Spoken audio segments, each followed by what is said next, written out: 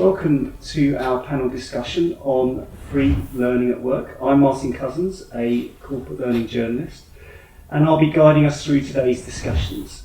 We'll be looking at three areas. They are what free learning is provided by the Open University, how OpenLearn is relevant for organisations, and how organisations are using OpenLearn to upskill and reskill their employees.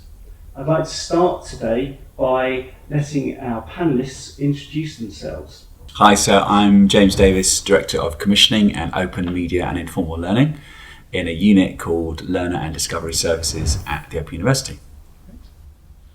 Hi, I'm Cameron King. I'm an Employment and Partnership member for the Department of Work and Pensions based in West London. And I'm Simon Tindall. I work also for the OU in the Business Development Unit, and I have a focus on developing out our overall skills proposition. Great, thank you. So we'll start by looking at what free learning is provided by the OU. And James, I'd like to start by asking you to give us a bit of background on free learning and what the OU offers, and give us a bit of history about OpenLearn, its mission and its remit. A brief digest. So in 2006, the OU set up OpenLearn as our part that we wanted to play in transforming access to education. It's a free platform with free material available to all, and it's delivered as part of our Royal Charter commitment for the well-being of the community. OpenLearn provides access to free higher education without any barriers to entry, and for anyone, anywhere in the world. OpenLearn was also one of the very first websites to make its learning materials freely available through a Creative Commons license, ensuring content could be adapted, translated and reused by anyone at all. We receive around 850,000 visitors each month, and since OpenLearn was created in 2006, we're hitting around 72 million visitors now, and we anticipate around June time hitting our 75th million visitor. So it's been an incredible story, an incredible journey since 2006. Just briefly, I'll also mention, so the purpose is to deliver bite-sized learning, so making that learning easily accessible to people who need it in those chunks. And we've got a really rich and broad range of content.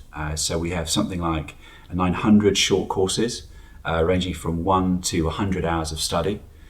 We've got thousands of articles, quizzes and interactive games, and hundreds of videos and audios ranging from Greek history to modern day politics and everything in between.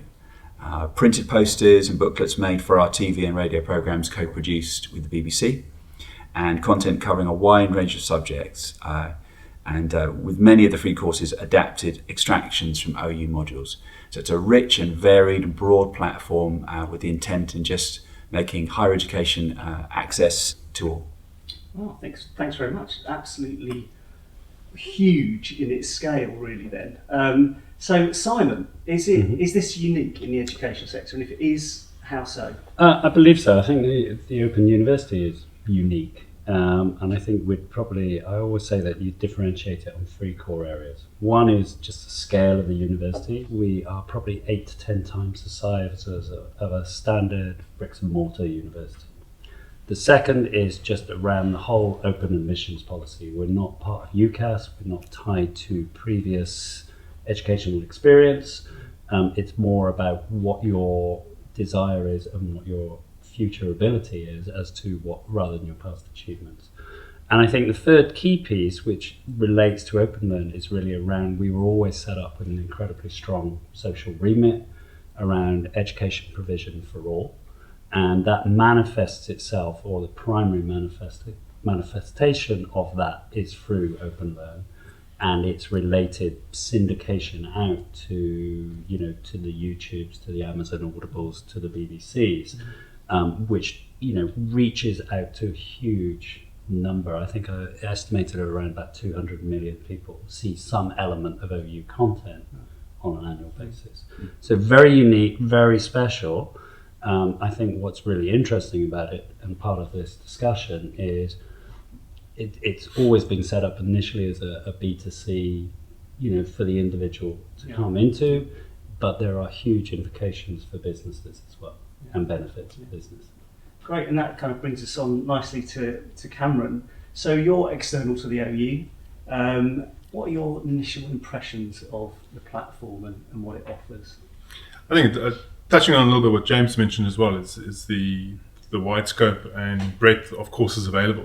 We're approaching almost 1,000 courses available purely from a colleague learning and development point of view, with colleagues at various stages of their careers. Some of my colleagues across our network, some are approaching retirement, some have children, some are just starting their careers. So the range of courses available to colleagues has been really, really, really interesting to explore. The feedback from colleagues who have taken the journey and registered and have started exploring and spread the word of what OpenLearn has to offer has encouraged us as a colleague group to encourage other colleagues to continue their learning development journeys. But what a major spin-off that I'm excited about and working with the OU and the OpenLearn team has been the application for our customers. Mm-hmm. So what has been really, really good is having our colleagues buy into the continuous learning journey, but now encouraging customers to do the same. And the range and breadth of courses available covers most of our customer groups. And that's what I'm really excited about and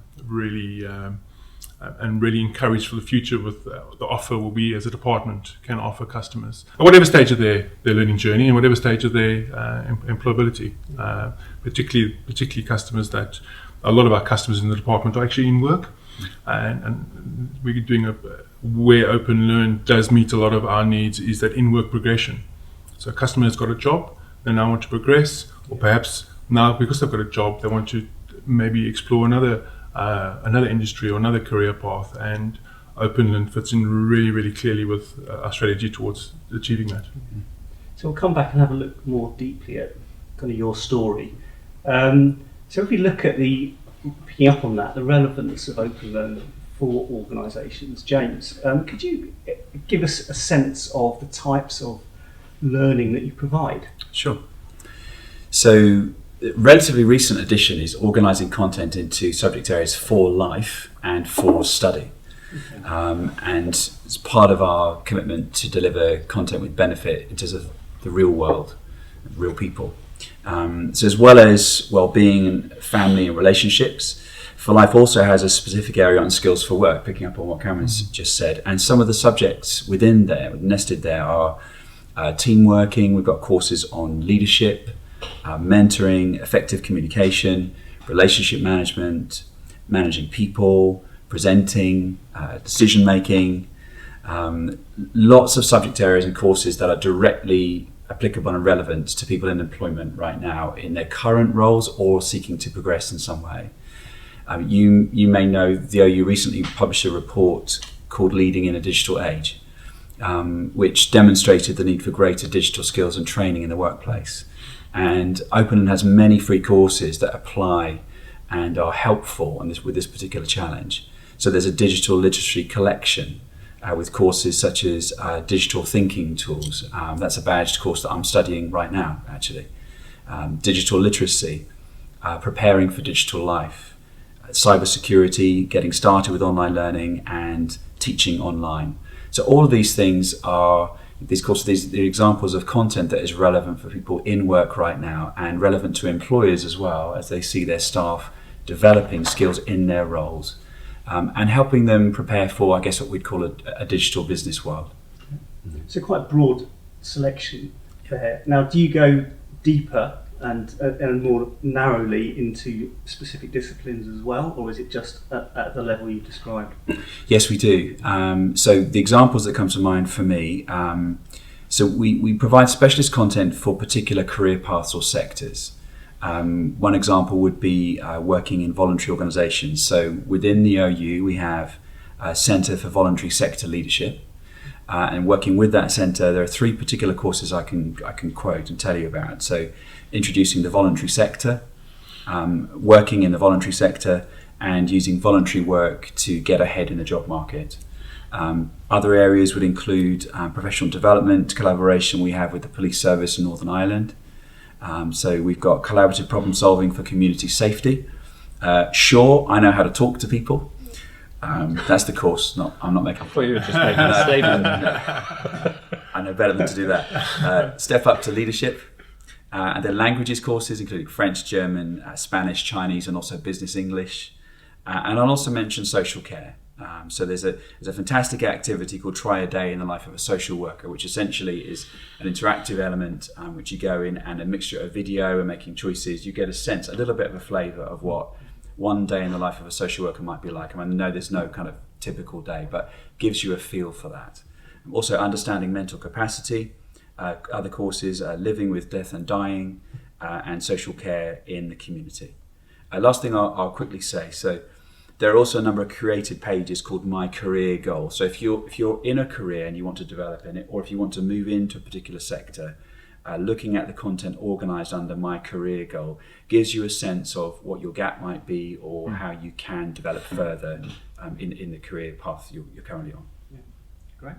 So Simon, just building on that, how's it being used by employers to help employees develop their skills? I think the old model was it was used quite informally. So people were, companies would see it and sort of advise employees generally to go have a look at OpenLearn. Right. The problem with that is it's sheer size, and even though you would break it down, is it's like walking into a department store. What do I go and buy? Or walking into a library, I want to read a book.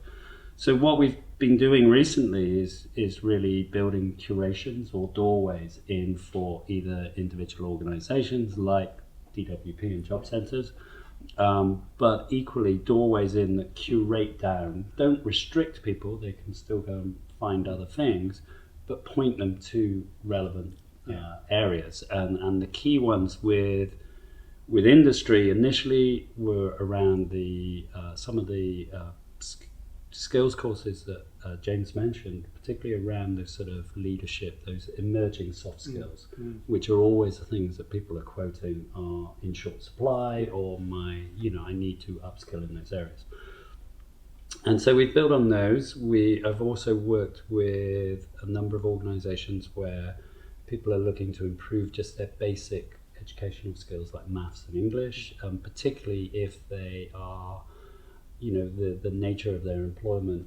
Employees are, coming in, maybe there are a lot of migrants, for example, coming into that particular industry, and they want to improve their basic sort of English and maths. And then the more formal way is becoming more and more elaborate, is that we're also seeing companies are saying, yes, we want to utilize those skills for work, but we also think what you've got in offerings around skills for life. So coping with, anything from managing family budgets through to coping with sort of career resilience and job loss or redundancy. And then equally looking at things like mental health and mental health within relationships are all, I think, that wider view that employers are looking at, that they want to provide that full sort of gamut to their employees. So that's quite unusual in the market. So is this, I'm presuming this is not by accident that you have this range of skills, because you're talking about what are definitely becoming quite hot softer skills, and those other skills for life, which are increasingly impacting on the workplace. Yeah. So how have you developed this? I think one of the key ways is that we developed a lot of this for our own student base initially, and what we're finding is it's highly applicable, not just to that base, but it's applicable to everyone, particularly when you've got this view that people are going to continue to maintain and be valid within the working career. They're going to have to continue to upskill. The nature of those course structures, the fact that they're free, they're easily accessible, and the subject matter of them means that people can carry on their sort of education and their career progression without financial penalty, without, as a no risk. And so I think that's one of the key ways that we're, OpenLearn has been a fantastic resource to our student population and to a B2C market, I think what's interesting is this huge growth within B2B, and we're finding the more enlightened employers and organizations are already starting to say, what a fantastic resource, how can we start utilizing that? And particularly with the licensing, is really the license says you can do a lot with this content, you just can't sell it, basically. That's my non-legal interpretation of a legal license. Mine too. Okay. Well, James said that I can do that. That's fine. So employers might actually be aware of some of the other things that the Open University already offers. So my question there is, where does OpenLearn fit in with everything else that the OU does? It's highly complementary. I think one of the benefits is, although the primary goal of this is around the social remit and the provision, it also works as a very soft marketing funnel for the Open University. We know that somebody's first engagement with the OU may be watching a co-produced program with the BBC. It may be something they see on YouTube, which at some stage will gently encourage them into looking at OpenLearn. It's really, the overall aim here and the overall aim of the university is encouraging people back into education, is looking for that unconfident learner whose previous learning experience or educational experience may have been poor, or for some reason they didn't achieve their potential. And so it's really looking at how do you build a system that gently pulls people into an informal learning environment so they feel very much at ease, they build their confidence. And if they stop at that level, having just experienced something, that's great. We still fulfill our social remit. But we know that once people start building, you get a thirst for education and knowledge. We know that a certain percentage of them will filter down and move from informal to more structured courses like badging, and then potentially into studying at accredited degree level, or maybe doing an apprenticeship with us or something like that. Okay, great. Now you mentioned badging, and that's something I wanted to pick up on. So James, you do badged courses, don't you? So could you just explain what they are? Sure. A number of our courses carry digital badges. And so a badge is evidence that a learner has completed a course, has gone through all of the sections, as well as passed the assessments of that course. And at the end of that experience, a digital badge is added to the OpenLearn learner's profile. That badge can then be downloaded, shared on social media, added to a LinkedIn profile or another kind of e-portfolio, as evidence of how you are learning and developing your knowledge and your skills in areas that are probably most relevant to employment and your career path. OpenLearn is also registered with or a member with the Continuing Professional Development Standards Office. And so for certain courses that are relevant to that organisation and are endorsed by them, we're able to add their logo, which is an additional endorsement, not accreditation, demonstrating the value and the quality of the offer. That's good for any individual to demonstrate, their learning on their learning record, but also in terms of the employment area and their career, how they are getting better, how they're learning, how they're developing. Yeah. And is that something that you find that employers are increasingly interested in, and people that are taking the courses are interested in? Yeah, I mean, I probably Simon would say more. I would say that most employers want to see how their staff are developing, because employees who are developing are getting better at what they do, but also those employers are adding more value within the roles they're in and on the career paths they're on. So I would say there's definitely a growing interest that Simon made the same way. Employers like badging. I think employees and job seekers really like badging. And the reason being is a way of, particularly if your past educational experience has been poor or you don't have that recognition or that experience, it's a way of gaining knowledge and to some extent some experience, or at least an understanding of that issue or that skill quickly. I mean, the badged open courses we do are typically 8-week courses, 24 hours of total kind of learning, so 3 hours per week to do. You could do them in one crazy weekend if you so wanted. They're self-paced, but I think what people really like about them is it has a prize to it. You don't get it for showing up. You actually have to work through the entire course, which subsequently means effort in relates to it has a currency, it has a value. It really helps to build learner confidence, and it's applicable not just for independent of where that learner's actual skill level. I think even if they're studying at master's level formally with us, they can still gain significantly from that course. But what's interesting is of the people that do these courses, and we've awarded something around about 40,000 badges so far. Wow. That 85% of them say they will share those with their employers, which is definitely a validation of saying, here I am, this is my skill set, this is, maybe it's their push to get their next career move or their next job promotion, but it's recognition in an informal way. Yeah, great. So I just want to move us on to the area of reskilling and retraining. So we kind of touched upon this in this ongoing development of employees. So Simon, can I just start with you about, you started to talk about this, but how is OpenLearn being used in that sort of reskilling and upskilling area? So there's a number of ways it's being used, and I think it's primarily there's the informal way that people are just coming in and finding their own courses and being pointed to areas like badged courses or just finding them through various means. I think there's more structured ways. We have a link now with Google. So Google have a corporate social goal, which was to train 1 million people.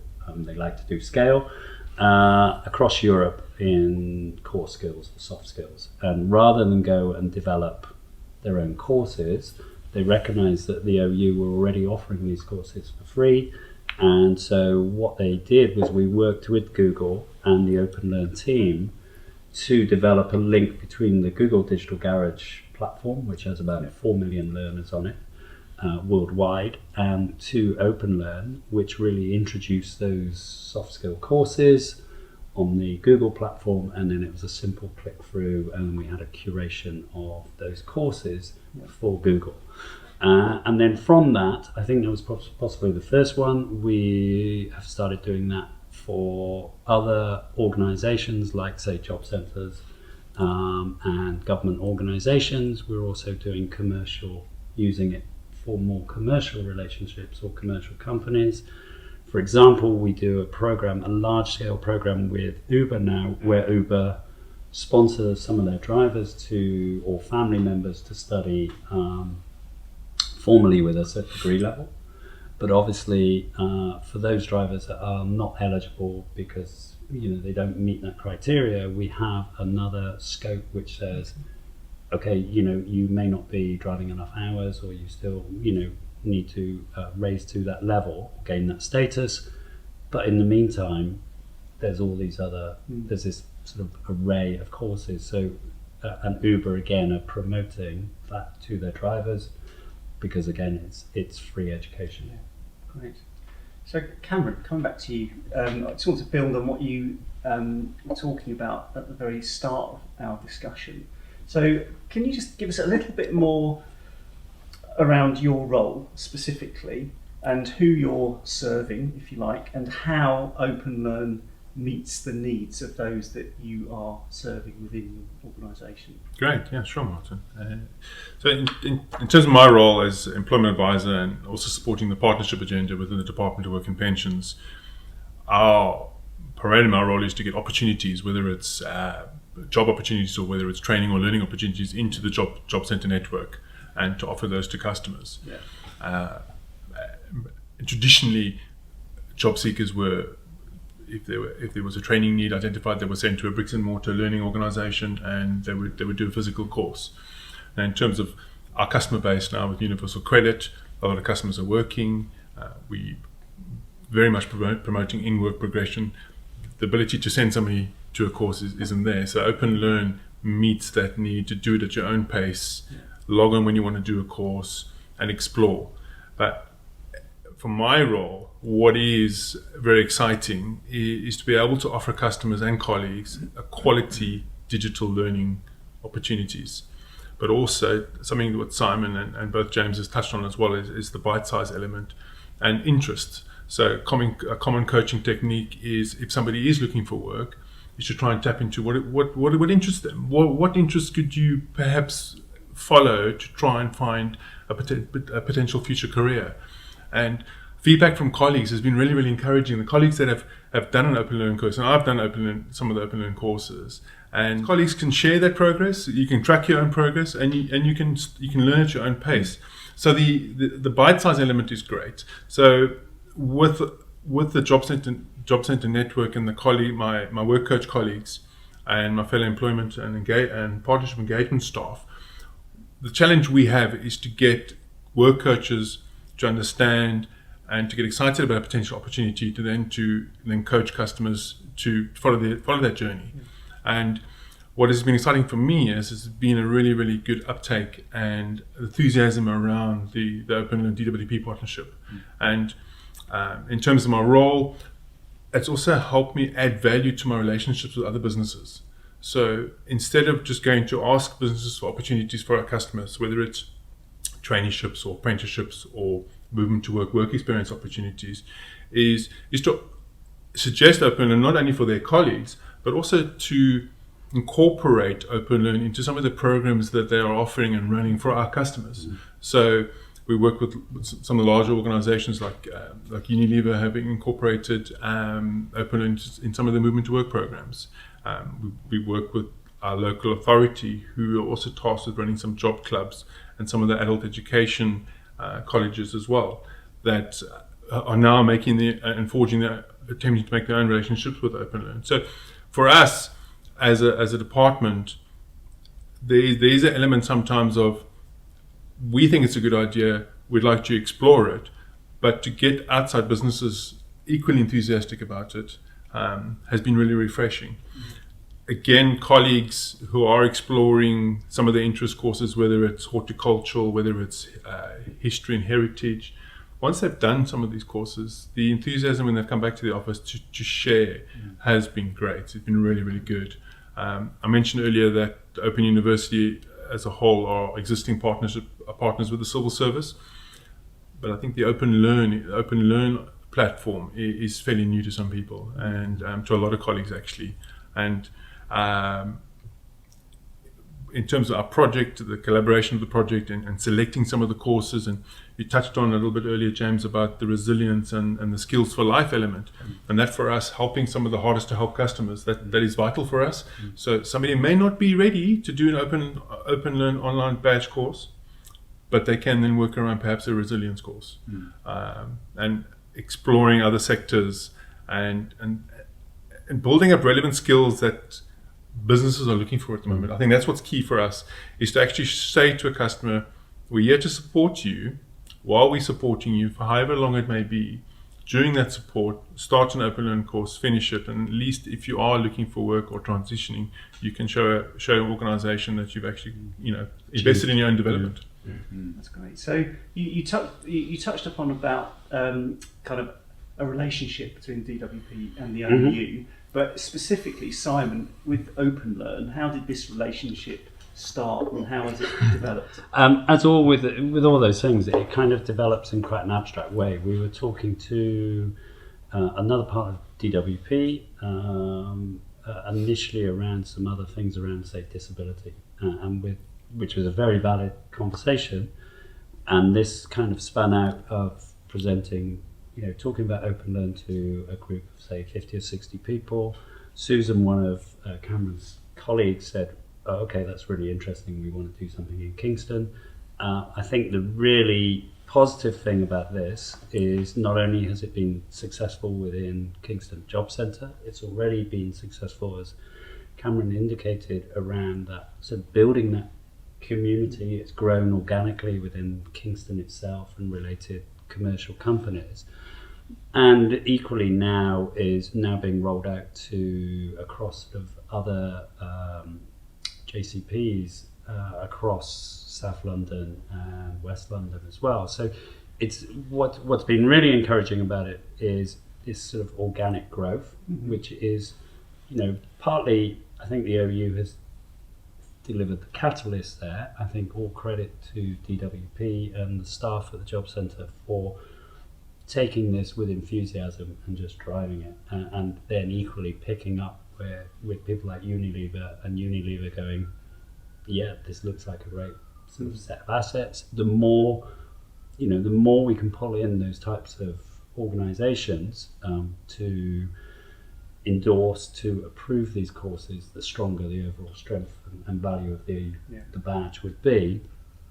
And I suppose it also, ultimately leads to that aspiration of saying, well, we already actually have the scalability and the structure of a national skills platform. The aspiration here is actually we could create that for the UK, or we are creating that for the UK, but doing it in a very organic growth type way, which means that, it's not just a question of building it and hoping people will arrive at it. What we're seeing is because of people are engaging with it, that it's actually being successful in achieving the goal.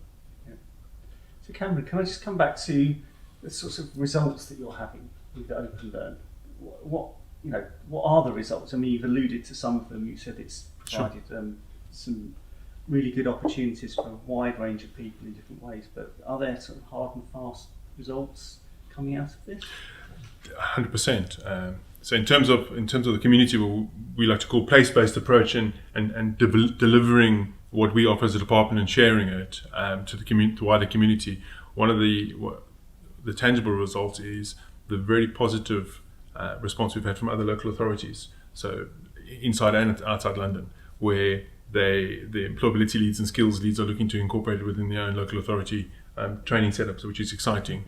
From a results point of view, a local office working within the Kingston JCP network and the borough and surrounding boroughs in West London, colleagues, the number of colleagues that I've enthused about completing an OpenLearn course has been really, really encouraging. And again, I'll hop on back to what I was saying a little bit earlier, that if we want to get anything sold to customers, to support customers, we need to go through the colleague network. And that to me is first and foremost the biggest tangible result we can have, because this organic growth Simon's touching on, and getting calls from boroughs and local authorities that have got no connection to West London is evidence that the word is spreading there, which is great. For the benefit of the customers, which is first and foremost the part of the project we're working on now, but our colleagues are getting enthused about it, which is not something I've seen for a while, which is quite nice from a learning development point of view. So in terms of management information and numbers and things like that, we're still in the embryonic stage of our launching it to our customers. We launched it last month. Customers have enrolled. Customers have told our work coaches in Kingston Jobcentre they've enrolled. And that's one of the nice things about the OpenLearn platform, is that customers can follow and share their progression, which is fantastic. So the work coaches can allow customers the time to go and learn and invest in their learning and development without having to have the stress of the job search and the rest of the claim management scrutinized, as it were.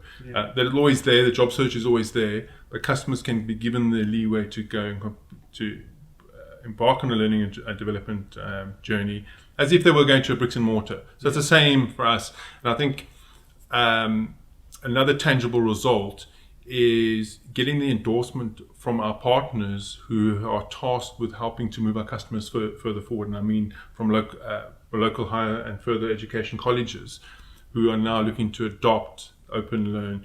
Simon, I mentioned Unilever, and Simon mentioned that relationship.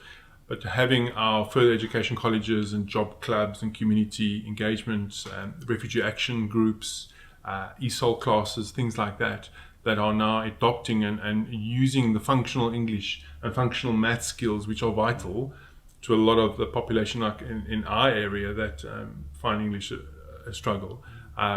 Those results for a relatively new project, I think speaks volumes for the potential.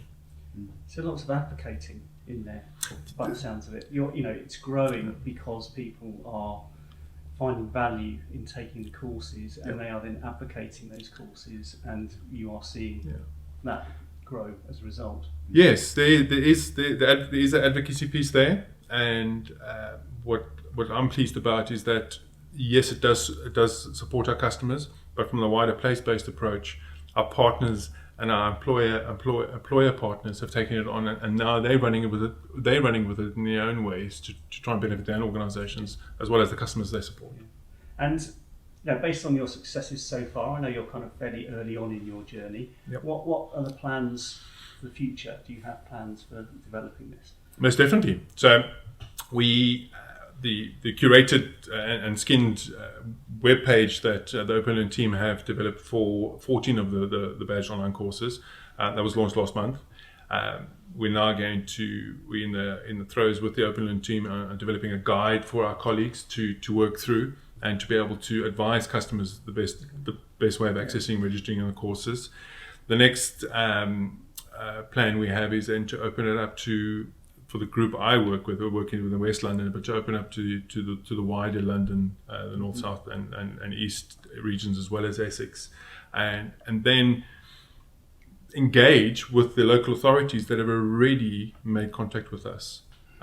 And I think that advocacy piece, once they then start sending it back to their regions, we can get them excited about OpenLearn DWP side of things. In April next month, we've got 3 or 4 local authorities that want to talk to us, which is fantastic. And then by that stage, then hopefully we start seeing the customer results, because it will be 8 to 9 weeks after we've launched it, and some of the OpenLearn courses take about 8 weeks to do it. So those customers who are looking to move quite quickly, hopefully we start seeing those results. Brilliant, thank you. So Simon, just building on that really, so how could other organisations use OpenLearn to help reskill and retrain their employees? Well, in many different ways. So they're able to just go in and use the resource, but we would encourage them to come talk to us, because there's ways that we can work to curate those resources, to identify combinations. So we've already got opportunities where we're working with certain companies as to how do we upskill their graduates, because as people are hiring more diverse groups of graduates from creative business degrees and backgrounds, then obviously there's a need to upskill them into sort of basic business skills, for example. So how can we work there and really use this almost as a sort of a repository of courses that the individual student, the graduate could just do that. There's ways that people, I think there's a lot of interest not only just in job skills, but also in these skills for life piece, which is a relatively new part of OpenLearn, but actually building out and those sort of the balancing of work, life and other commitments and family, and actually helping people do that, which I think is of great interest to employers, because they're recognizing that particularly in the southeast, for example, where we know that we're almost at full employment across most of the region, that it's critical that you're providing not only a good salary, but equally the other benefits that people feel loyalty towards your customer. And I think education as a benefit is a huge opportunity and a huge way of people actually seeing significant value and helping with employer retention. Yeah. So can I just come back? It's really interesting that you've mentioned this idea of curating the experience. And so this sounds as if you can go to OpenLearn, you've got this broad range of skills, but as an employer, interestingly, you can come back to you and say, well, actually, we have a need around onboarding, or we have a need around this topic or discipline, and can you work with us to actually give us an experience that's just for a cohort of people, or someone who has a specialist interest in that topic? Yes, so there's various ways we can do it. It's almost like a personal shopper type approach, where we can effectively put a web page up, or a series of web pages which act as a sort of customized doorway into OpenLearn. It can be, it can be quite basic. It can be, lots of bells and whistles on. It can explain it as part of an overall employer program, for example, and the relevance of using it that way. And whilst it's not restricting, or it's not restricting that learner to just that piece of content, it's just a way of finding what they would consider the most relevant pieces of content very quickly, and actually understanding the relationship of one particular course and how it may relate to another one. I think you can look at it in more advanced ways where you're actually building, learning pathways through that, and you're actually building career pathways through doing certain courses, which we're more than happy to work with employers. And the benefit here is the courses themselves are free, so that the charge is really around the curation. Yeah. So you've got, in effect, you're absolutely ticking the box of a more personalised experience, which is something employers are increasingly looking at, and also that whole concept of lifelong learning and what that means, which you've really described in the whole range of courses that you offer and the topics you cover. Yeah, it's exactly. People want to reskill. They don't necessarily need to come back and do long-term formal study, or they may be unsure of that, and doing a shorter course may give them that sufficient boost in skills to be effective in that new area, or it may actually indicate that actually I really am into this particular subject, and therefore I want to go do something a little bit more structured and a little bit more formal. Great, thank you. If I can add something to that, Martin, I think what has been refreshing working with the OpenLearn team is initially the range of courses we selected were far less, and with consulting with our team that went away and explored their own learning journey, they've come back and we've actually added to the suite of OpenLearn courses we can offer our customers. So not only from a learning development from a colleague point of view, they've now come back and given the feedback. We've extended the range of what we can offer our customers, which has been fantastic actually. And to have a curated page for the Department of Work and Pensions, and have the quality behind that has been really, really exciting, and the speed at which the team have managed to do that has been quite refreshing. So that's been really, really beneficial to our customers, but also beneficial to a business that wants to try and market a particular idea around learning quite quickly, which has been really, really refreshing. That's great to hear. I mean, behind the scenes, we have a multifunctional team who pride themselves in responding quickly and rapidly, and also their knowledge of the platform and the content is unrivaled. So that consultancy, that advice service, we believe adds a lot of value. So thank you for saying that. No.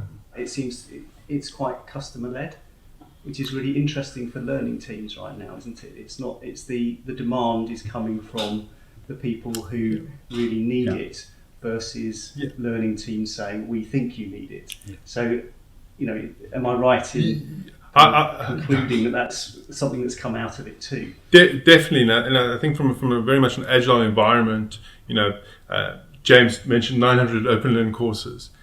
There's no way you could have a curated page that would be able to offer the full range. But what is great about the page that we have is we have the courses that we feel and selected that will move customers closer to the job market. But then they can easily explore the skills for life options. They can easily explore other levels within OpenLearn for those customers that are perhaps more capable above level 1. But definitely, Martin, the agility and the ability to apply to all our colleague and customer groups, for us, it makes it a very exciting project to be part of. Great, thank you. So we're going to wrap it up. So James, I've got a couple of questions for you. Firstly, what are the future plans for OpenLearn? We've heard about where you've got to, but so what does the future look like? So we've got really big goals, as well as developing partnerships such as the one with Cameron. We want to grow the benefit and value and impact that we're having on the community and society, and benefit to employers and employees. And we're going to do that through increasing the number of relevant and effective courses that we have currently. We're continually adding to that list. We're working with expert academics within the Open University to developing the content, We have expert learning design that goes into every course. And so getting better at what we do and doing more of what we do so that we create and add more value.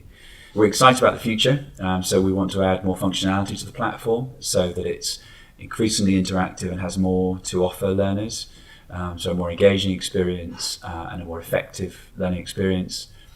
And I guess the last thing is probably the biggest goal. In the next few years, we're going to hit 100 million visitors. And when you think, from 2006, that's a fantastic achievement. We're not there yet, but goal for us to aim for. I know all the team are excited about that as well. That's great. And finally, Simon, for all those watching, so how can businesses, employers find out more about OpenLearn and working with the OU? So the easiest way is just to look at OpenLearn, is just go in to the website or type OpenLearn, Open University in a Google site, and it will pop up, and go explore. I mean, you don't have to register, you don't have to log in. Obviously, if you choose to log in, it's a very simple process, and then obviously there's benefits to doing that. But go explore have a look at the content, and see if there's things that are of interest. We're fairly comfortable that we think there will be. If you want to formally engage with the OU to talk about what else or how you could utilize that platform, the easiest way is quick email address, which is business@open.ac.uk. Great. Simon, thank you. Thank you. And that draws us to the end, really. I think we've covered lots of ground there, and I'd just like to thank you all, James, Cameron and Simon, for today's discussion. Thank you. Welcome. Thank you. Thank you. Welcome.